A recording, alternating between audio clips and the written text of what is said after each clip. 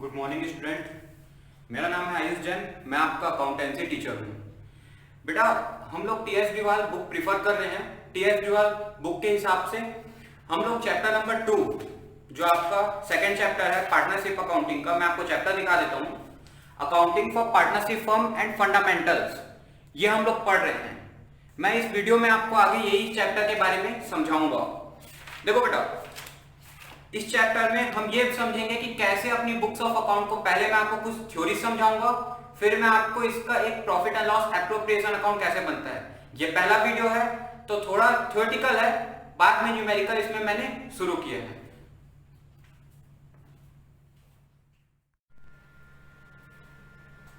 Good morning student, my name is Ayush Jain.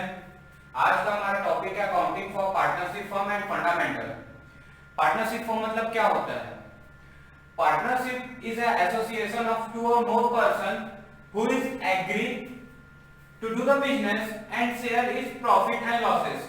तो partnership एक association है दो या दो से ज्यादा लोगों का, पर्संस का, who agree to do the business and share the profit and losses.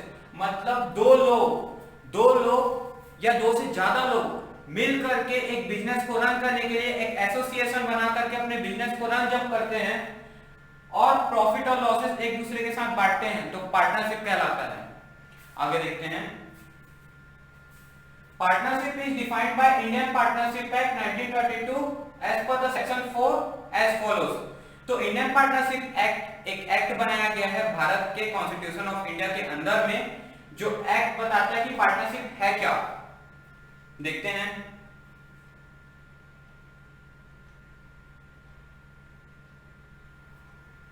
A partnership is a relation between two persons who have agreed to share the profit of the business carried on by all or any one of them acting for all। तो partnership एक relation है persons के बीच में जो agree करे हैं एक प्रॉफिट लेने के लिए कि इतना शेयर ऑफ प्रॉफिट हम बिजनेस में लेंगे, कैरीड ऑन बाय ऑल और any one of them acting for all. चाहे उनमें से कोई एक के द्वारा या फिर उनमें से कोई एक उन सब के लिए on behalf of all, acting for all, उनके लिए जो काम कर रहा हो। अब पार्टनरशिप का फीचर्स क्या होते हैं? तो देखो, पार्टनरशिप में इंपॉर्टेंट बात यह है कि दो या दो से ज्यादा लोग रहे, एक एग्रीमेंट हो बिटवीन द पार्टनर्स, 2 लोग, 3 लोग, 5 लोग, कितने पार्टनर्स मैक्सिमम पार्टनर हो सकते हैं। तो as per the partnership act अभी के हमारे रूल्स के हिसाब से मैक्सिमम लिमिट हमारी 50 पार्टनर्स की हो सकती है, मिनिमम 2, मैक्सिमम 50। अब एसेंशियल फीचर जो है पार्टनरशिप का यह है कि 2 या 2 से ज्यादा पर्सन होने चाहिए पार्टनरशिप में। Agreement, partnership comes into existence by an agreement in written or oral. The written agreement among the partners is known as partnership deed. जो रिटन एग्रीमेंट पार्टनर्स के बीच में होता है उसको हम क्या बोलते हैं? पार्टनरशिप डीड बोलते हैं। याद रखना इंपॉर्टेंट है कि जब 2 या 2 से ज्यादा लोग मिला, देखो आपको बात समझना पड़ेगा कि पार्टनरशिप अलग होता है, जॉइंट ओनरशिप अलग होता है। अगर मैं पार्टनरशिप की बात कर रहा हूं तो मैं एक ऑर्गेनाइजेशन बनाऊंगा जिसमें 2 लोग या 2 से ज्यादा लोग मिल करके अपने बिजनेस को, प्रॉफिट को शेयर करने के लिए आएंगे, वो होगा पार्टनरशिप। लेकिन अगर मैं जॉइंट ओनरशिप की बात करूं तो मैं किसी एसेट्स को खरीद लिया, किसी भी पर्टिकुलर बिल्डिंग को खरीद लिया और उस बिल्डिंग को खरीदने में हम 2 लोग मिलकर खरीदे थे, तो वो क्या रहेगा? क्या? Joint co-ownership but not partnership. Difference समझ में? और हम क्या पढ़ रहे हैं? पार्टनरशिप।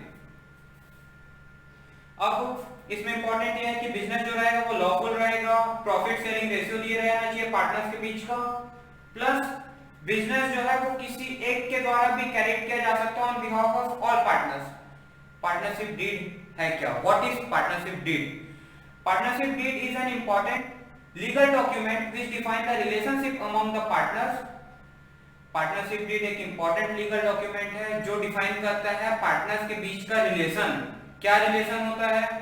तो रिलेशनशिप में क्या क्या चीजें एक्सप्लेन होती हैं? Description of the firm and partners, principal place of the business, nature of the business, capital contribution, कितना कैपिटल कौन सा पार्टनर क्या क्या लगाएगा, ये सब कुछ लिखा होता है कहां? पार्टनरशिप डीड में। उस फर्म की डिस्क्रिप्शन दी होती है कि फर्म कहां पे है, किस प्रकार की फर्म है, कैसे पार्टनर्स है, उनका डिस्क्रिप्शन होता है, प्रिंसिपल प्लेस उस बिजनेस का क्या है, नेचर बिजनेस का क्या है, कैपिटल कंट्रीब्यूशन कैसा है, उसमें कितने लोगों ने, कितने पार्टनर ने कितना कैपिटल कंट्रीब्यूट किया, ये सब लिखा होता है किसमें? पार्टनरशिप डीड में। Interest on capital, drawing loan मिलेगा कि नहीं मिलेगा, किसी पार्टनर को रेम्यूनरेशन सैलरी और कमीशन मिलेगा कि नहीं मिलेगा, ये सारी चीजें, वैल्यूएशन किस प्रकार से गुडविल का होगा और एसेट्स का होगा, क्या क्या राइट्स और ड्यूटीज है पार्टनरशिप में, पार्टनर्स की कितने दिन के लिए पार्टनरशिप बनी है, ये सब आप क्लास 11 में पीएचडी में पढ़े थे बेटा। बैंक अकाउंट ऑपरेशन कौन सा संभालेगा, क्या जॉइंट पार्टनरशिप अकाउंट खुलेगा या किसी सेपरेट पार्टनर का बैंक पार्टनरशिप अकाउंट के रूप में काम किया जाएगा, किसी पार्टनर की डेथ हो जाती तब क्या सेटलमेंट किया जाएगा और डिस्प्यूट्स को कैसे सेटल किया जाएगा। अब एक इंपॉर्टेंट बात आता है, is it essential to have a partnership deed, क्या जरूरी है पार्टनरशिप फर्म खोलने के लिए पार्टनरशिप डीड बनाना? मैं कहूंगा नहीं, ऐसा जरूरी नहीं है। क्यों जरूरी नहीं है? No it is not essential but desirable to have a partnership deed. क्या बोलना चाह रहा है, देखो ये जरूरी तो नहीं है कि हम पार्टनरशिप डीड को रजिस्टर्ड कराएं, हम पार्टनरशिप डीड बनाएं। हम इंडियन पार्टनरशिप एक्ट हमको बोलता है कि आप चाहो तो आप अपने बिजनेस को रजिस्टर्ड कर सकते हो, चाहो तो अपने बिजनेस को रजिस्टर्ड ना करो, लेकिन एक डिजायरेबल माना जाता है, डिजायर किया जाता है कि आप पार्टनरशिप डीड तो बनाएंगे ही बनाएंगे। क्यों? अगर नहीं बनाएंगे तो क्या होगा? तो in case partnership deed does not exist, मतलब आप अपनी कंपनी पार्टनरशिप फर्म को रजिस्टर्ड नहीं कराते हैं, तब क्या होगा? तब आपके पास पार्टनरशिप डीड नहीं होगा तो provision of Indian partnership act 1932 will apply. If there is already a partnership deed in a written form then existing will be provided as per the written agreement. अगर पार्टनरशिप डीड पहले से है तो आपके उसी तरीके से आपको उसको बनाना पड़ेगा जैसा दिया हुआ है, जो भी आपका पार्टनरशिप डीड में लिखा होगा उसके हिसाब से आपको चीजें मिलने लगेंगी। But in case of the absence of the partnership deed or the person is silent about the partnership deed, then the provision of Indian Partnership Act 1932 will apply। क्या कैसे अप्लाई होगा ये मैं आपको समझा रहा हूं बेटा। अगर पार्टनरशिप डीड नहीं है, अगर पार्टनरशिप डीड नहीं है तो क्या क्या चीजें और कैसे कैसे मिलेंगी? तो इंडियन पार्टनरशिप एक्ट 1932 के हिसाब से उनको चीजें मिलेंगी। क्या क्या मिलेंगी? Sharing of profit and losses, profit and losses जब वो शेयर करेंगे to be shared equally, profit and losses उनको पार्टनर्स को कितना मिलेगा? इक्वली मिलेगा, that is 1:1। Interest on capital और interest on drawing, interest on capital partners को नहीं मिलेगा और इंटरेस्ट ऑन ड्राइंग अब पार्टनरशिप फर्म पार्टनर से चार्ज नहीं कर पाएगी।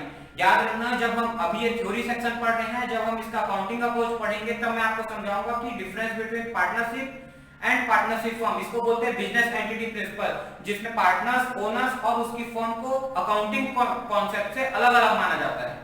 याद रखना, अकाउंटिंग कॉन्सेप्ट से रेम्यूनरेशन, सैलरीज और कमीशन नहीं मिलेगा अगर पार्टनरशिप डीड नहीं बनी है तो। और ये सब किसके द्वारा गवर्न किया जा रहा है? इंडियन पार्टनरशिप एक्ट 1932 के हिसाब से। Interest on loan by the partner, ये एक चार्ज होता है कोई भी प्रकार, अगर पार्टनर भी लोन के रूप में आपके बिजनेस में पैसा लाया है तो उस पे आपको मिनिमम 6% का तो चार्ज के रूप में आपको इंटरेस्ट देना ही पड़ेगा, इंटरेस्ट ऑन लोन पे।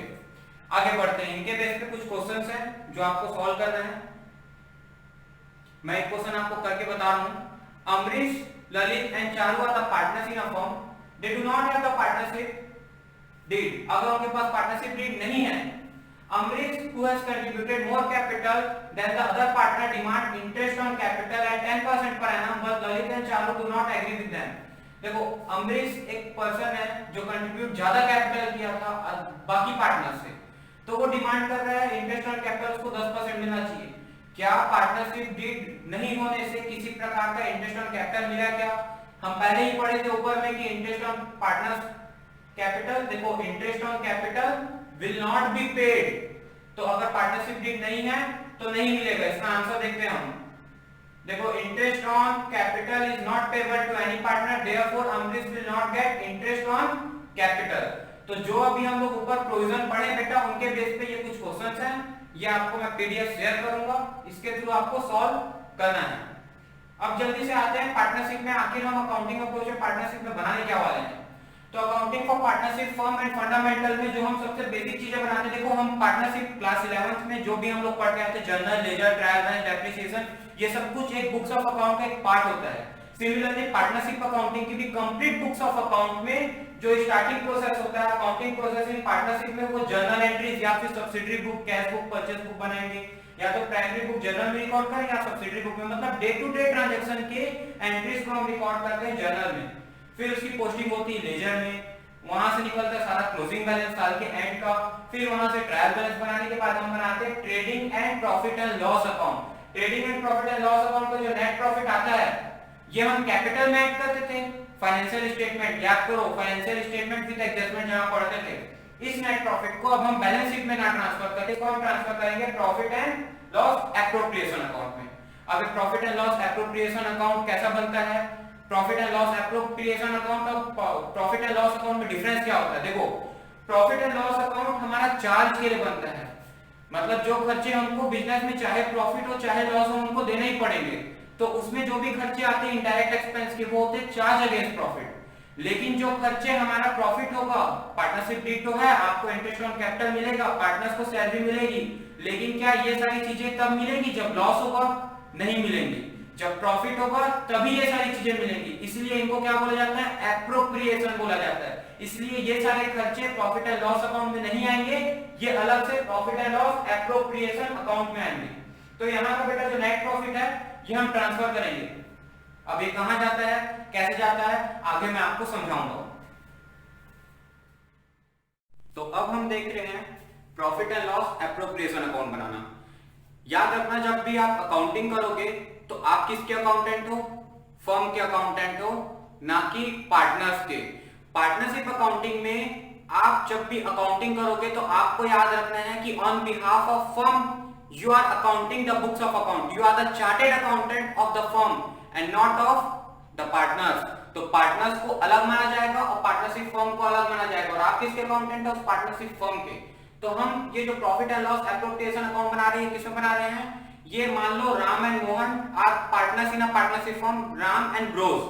तो राम एंड ब्रोस के हम अकाउंटेंट हैं, राम और मोहन के हम अकाउंटेंट नहीं है। तो राम एंड ब्रोस की बुक्स में जो कंपनी में profit and loss appropriation account बनेगा, trading and profit and loss account बनने के बाद उसमें आपका प्रॉफिट नेट प्रॉफिट आता था प्रॉफिट एंड लॉस अकाउंट से। मैंने आपको आगे समझा चुका हूं पहले ही कि एप्रोप्रिएशन ऑफ प्रॉफिट क्या होता है और चार्ज अगेंस्ट प्रॉफिट क्या होता है। तो यहाँ पे वो खर्चे आएंगे जो एप्रोप्रिएशन है, मतलब प्रॉफिट होगा तभी वो खर्चे मान्य है, नहीं तो नहीं मिलेंगे। Based on profit, appropriated on profit, termed as those expenses termed as appropriation of profit. भाई नेट प्रॉफिट वहां से ब्रॉट डाउन हुआ बाय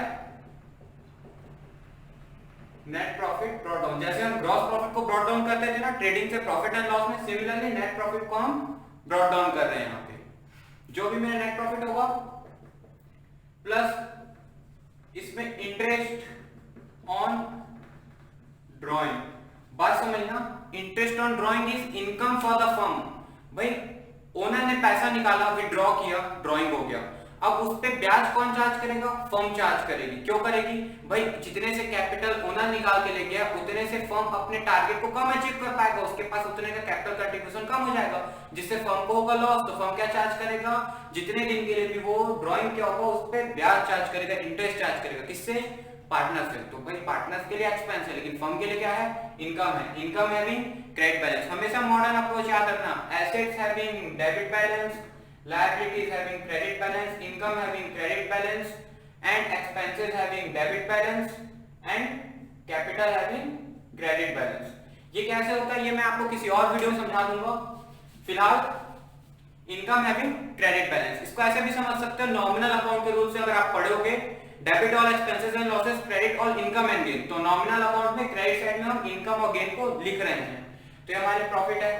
ये देखो ये कैसे मिलेगा, तो ये पार्टनर्स के कैपिटल अकाउंट में चले जाएगा। अगर मान लो दो पार्टनर है ए और बी, तो A is capital account and B is capital account, ये बैलेंस टोटल होकर के पार्टनर्स के कैपिटल अकाउंट में ये बैलेंस चले जाएगा।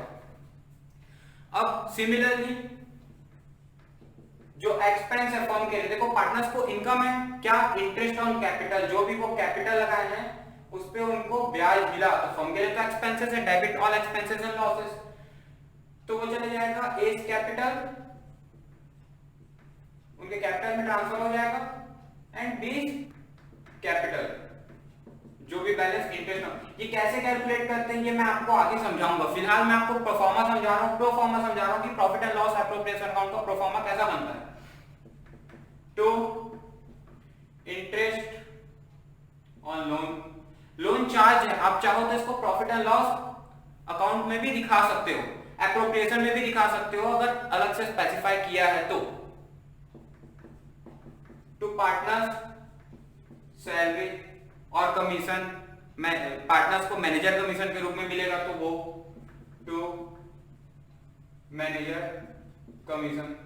यहां से बेटा आपका अगर किसी प्रकार का रिजर्व आपको ट्रांसफर करना होगा कि डिस्ट्रीब्यूटेबल प्रॉफिट से आपको कुछ रिजर्व ट्रांसफर करना है, वो आप अलग से रिजर्व बना करके अपने बुक्स में रखते हो, जैसे workman compensation reserve, investment fluctuation reserve, general reserve, ये सब आप बना के रखते हो। तो अब ये आपकी इनकम थी, इसको आपने टोटल किया, ये आपके खर्चे थे, इसको आपने डिडक्ट किया अपनी इनकम से, तो आपके पास एक रेसिडुअल बैलेंस आ गया, वो आपका क्या हो गया, प्रॉफिट।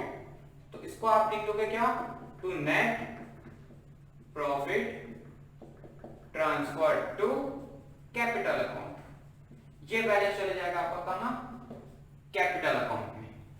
तो ये कुछ परफॉर्मा था profit and loss appropriation account का। ये पार्टनर्स के कैपिटल अकाउंट में इंडिविजुअल पार्टनर्स के में अलग अलग जाएगा, ये इसका अलग रहेगा, 20 का अलग। अब आप पूछोगे भैया ये प्रपोर्शन कैसे पता चलेगा, तो ये पता चलेगा उनके प्रॉफिट शेयरिंग रेशियो से। जो भी उनका प्रॉफिट शेयरिंग रेशियो A:B का होगा ना, अगर इक्वल पार्टनर होंगे 1:1 तो 1:1 के रेशियो में चल जाएगा। आगे जब हम इसके कुछ वीडियोस बनाएंगे, जब आपके इससे कुछ क्वेश्चन सॉल्व करेंगे, तो उनमें मैं आपको और क्लियर करूंगा। Thank you.